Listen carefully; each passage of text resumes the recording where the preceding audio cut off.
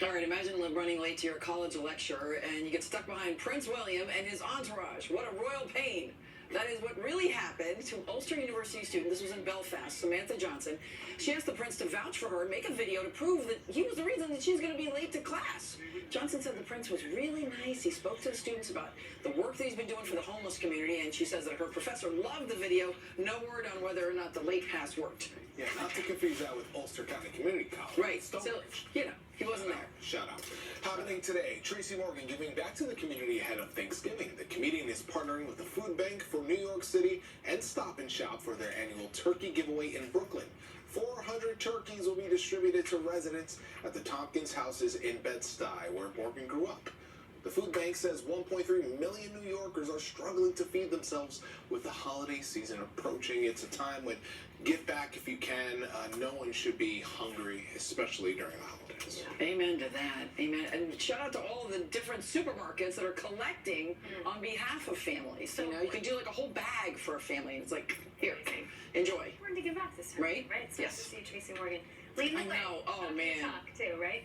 So okay, funny. got to get you outside on this Sunday morning. It looks gorgeous out there, but as I stepped out this morning, I smelled smoke. So that made me concerned about air quality. Happy to report right now, it looks good in the city. We're in the good category. Now, 50s where moderate starts. We are on the high end of good, but no complaints from that live look outside. Where we are seeing a pocket of moderate air quality right around where that fire is burning, right? It makes sense that this portion of Passaic and Bergen is dealing with some of that moderate air quality because of the northwest wind sending the smoke there.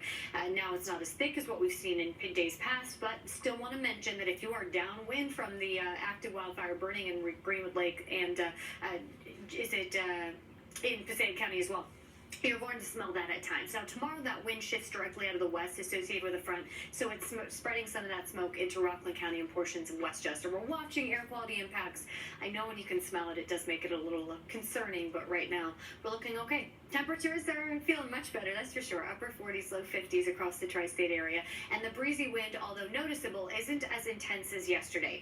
A light breeze picks up at times today, but yesterday was downright gusty. We did see gusts 30 to 40 miles per hour, which created those critical fire conditions yesterday. Today, we're so dry that our fire danger is going to be elevated, but we don't think the wind is really going to complicate conditions for firefighters. So still no outdoor burning, no fire starts today because it's so dry, it'll still spread rapidly, but it's not quite as critical out there today. Now, tomorrow, the breezy wind picks right back up, and we're concerned about fire danger again. Another alert in effect today, coastal flood advisories heading toward high tide time this afternoon. We could see up to a foot or two of inundation for those coastal communities, just given the high tide and full moon cycle. But overall, it's a sunny and quiet start and cool start to our Sunday morning. But you can see the leading edge of this high cloud cover starting to creep in. That's what we'll see moving into the second half of your Sunday as the sunshine fades behind high clouds ahead of a front. Doesn't keep temperatures from warming. Really pleasant conditions this afternoon with highs in the mid-60s, about 10 degrees above the seasonal average. Clouds continue to increase and thicken up overnight into tomorrow morning, again ahead of this cold front. So it's a gray and cloudy start to our Monday. And I know the front's trying to produce a few showers, but we're so dry at the surface that I doubt any of this actually reaches the ground.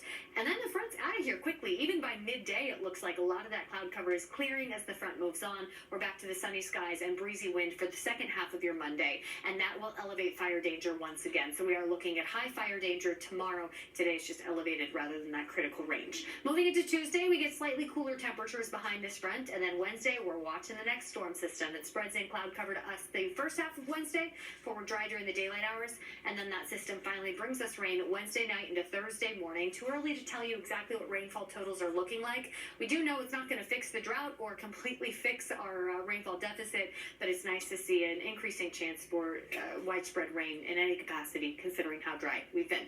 Today, it's the increasing cloud cover for the second half of your Sunday, but still really pleasant conditions with highs in the mid-60s. Tomorrow is still mild and breezier, so fire danger is a little higher, and then slightly cooler Tuesday as we watch that storm system. It's not just rain that system's bringing, also cooler temperatures. Our highs fall to the upper 40s, low 50s for the coming weekend. That was the AccuWeather forecast. We'll be right back.